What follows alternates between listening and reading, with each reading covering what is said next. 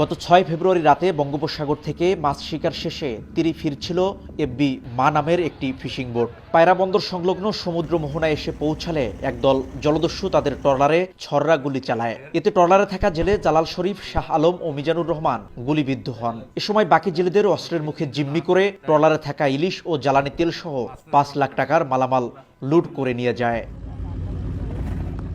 একইভাবে সম্প্রতি সমুদ্রে ট্রলারে হামলা ও অস্ত্রের মুখে জেলেদের জিম্মি করে মাছ লুটের বেশ কয়েকটি ঘটনা ঘটেছে।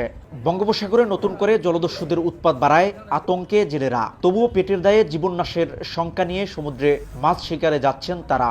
ডাকাইতে ফিরে আমার মাথার সমস্যা এখনো এই মাছ নিয়ে গেছে, মোবাইল টোবাইল, লুঙ্গি, গড়ি সব নিয়ে গেছে। ফিশিং এর বেশে সদ্য বেশে আইয়ের মনে হয় বোট ধরে ফেলায়। আমি নিরাপত্তা চাই, ঢাকা সাগর থেকে উঠে যাক, এটাই চাই। অফিসারকে নির্দেশ দিয়েছি তাদের সাথে যোগাযোগ স্থাপন করার জন্য এবং সমুদ্র নিরাপত্তার জন্য তারা যেন একত্রিতভাবে সবাই সম্মিলিতভাবে এইসব দুষ্কৃতিকারীদের মোকাবেলা করে। নিউ সানসিল্ক ব্ল্যাক শাইন, নজর কাড়া শাইন চুলের নাম্বার 1 চয়েস।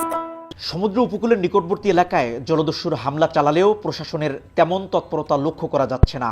তবে পুলিশ বলছে জলদস্যু গ্রেপ্তারে গোয়েন্দা নজরদারি বাড়ানো হয়েছে। নৌ পুলিশ, কোস্ট গার্ড, র্যাব এবং অন্যান্য আইন শৃঙ্খলা বাহিনীর সাথে সমন্বিতভাবে কাজ করার জন্য আমরা তৎপর রয়েছি। একসময় সুন্দরবন সহ উপকূলীয় এলাকা ছিল জলদস্যুদের কবলে। আইন শৃঙ্খলা রক্ষাকারী বাহিনীর কঠোর অভিযানের ফলে গত কয়েক বছর ধরে সমুদ্র অনেকটা নিরাপদ থাকলেও সম্প্রতি আবারও বেড়েছে তাদের উৎপাত।